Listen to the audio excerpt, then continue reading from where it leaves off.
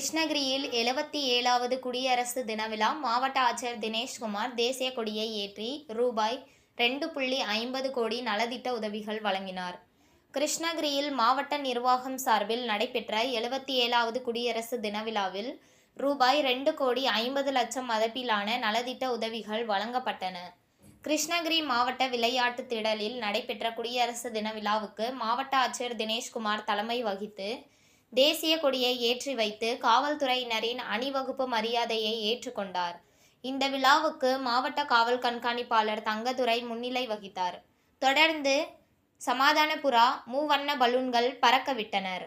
தொடர்ந்து கிருஷ்ணகிரி மாவட்ட ஆட்சியர் சுதந்திர போராட்ட தியாகிகள் அவர்களின் வாரிசுதாரர்களை கௌரவித்து நினைவு பரிசுகளை வழங்கினார்.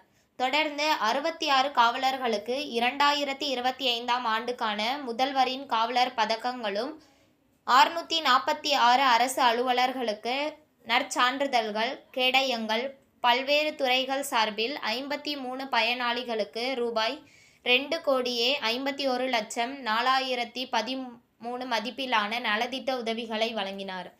இந்த விழாவில் மாவட்ட வருவாய் அலுவலர் சாதனை குரல், கிருஷ்ணகிரி வருவாய் கோட்டாட்சியர் ஷாஜஹான், கூடுதல் காவல் கண்காணிப்பாளர்கள் சங்கர், மாவட்ட முதன்மை கல்வி அலுவலர் மதன்குமார் மற்றும் அரசு அலுவலர்கள், பள்ளி மாணவ மாணவிகள் உள்ளிட்டோர் பங்கேற்றனர்.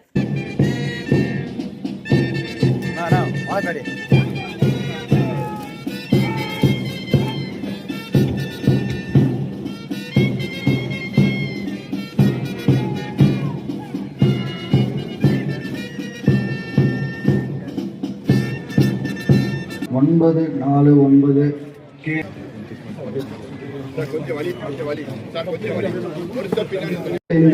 கே மங்கம்மாள் அணை காவல் நிலையம்.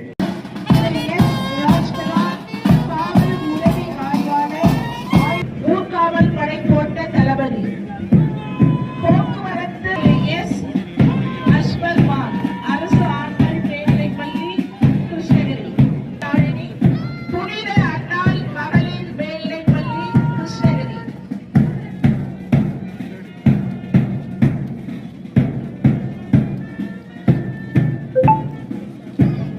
தூதுவர்கள் அமைதியும் சமாதானமும் நிறைந்த பாரதத்தை தற்போது பறக்க விடுகிறார்கள்.